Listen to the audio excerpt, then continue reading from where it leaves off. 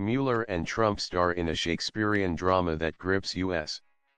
Robert Mueller and Donald Trump are joined, along with every American, in a gripping Shakespearean drama that will powerfully impact the future of America.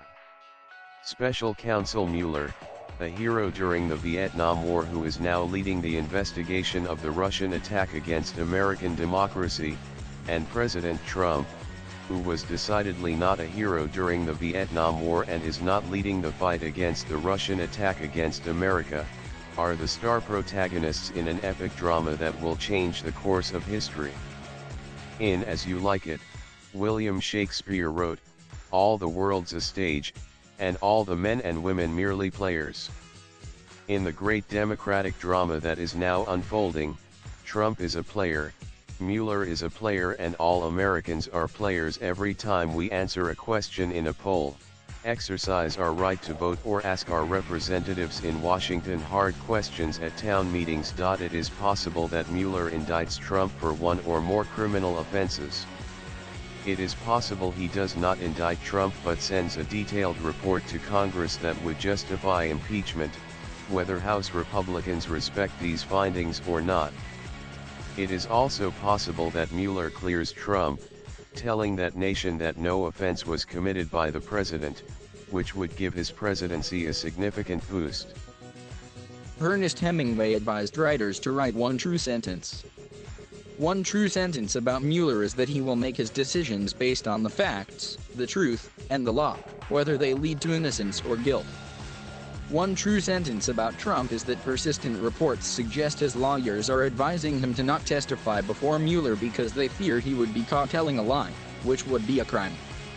Sunday, The Washington Post ran a front-page story that discussed at length how Mueller and Trump both grew up with privileged backgrounds but ended up in very different places, having made vastly different choices. Mueller is the epitome of the ethic of duty, honor, and country in public service. He is a pillar of integrity and justice in public life. Like others of his generation, such as Senator John McCain, R. Arizona, and former Secretary of State John Kerry, Mueller could have began his career living comfortably after a first-rate education but chose, instead, to risk his life serving our country. He continued his service with a brilliant and honorable career in public life. Trump, by contrast, throughout his career, appears to have asked himself one question: what's in it for me? One of the most dastardly things Trump ever said was in response to the question of whether McCain is a hero. He said he prefers troops who were never captured.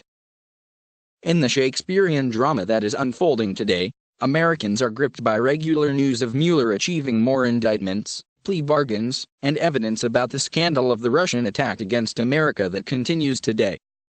In the Shakespearean drama that is unfolding, a Russian dictator continues his attack against American democracy and now aims to corrupt our midterm elections.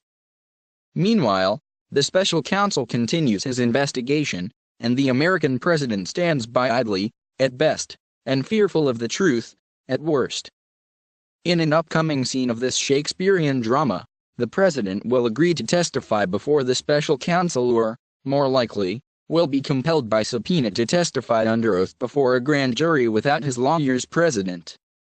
In another upcoming scene in this Shakespearean drama, the president may try again to fire another prosecutor who is investigating the Russian crimes or pardon those guilty or suspected of being a party to them. In yet another future scene reminiscent of Macbeth, the president will again spew venom against his presidential predecessors while his allies in Congress continue their attacks against the FBI or the special counsel who believes in duty, honor, and country. This will force every Republican to take a stand on a defining issue of the 21st century: whether a foreign dictator should have the power to use covert means to choose America's leaders. In this Shakespearean drama, the leaders of our intelligence and law enforcement agencies are virtually pleading with the president to lead the nation, but they are met with presidential eyes that do not see and ears that do not hear the facts about the foreign attack against us. How will this Shakespearean drama end? Most likely when the special counsel achieves the words that Shakespeare wrote in The Merchant of Venice: wherever they may lead, truth will out.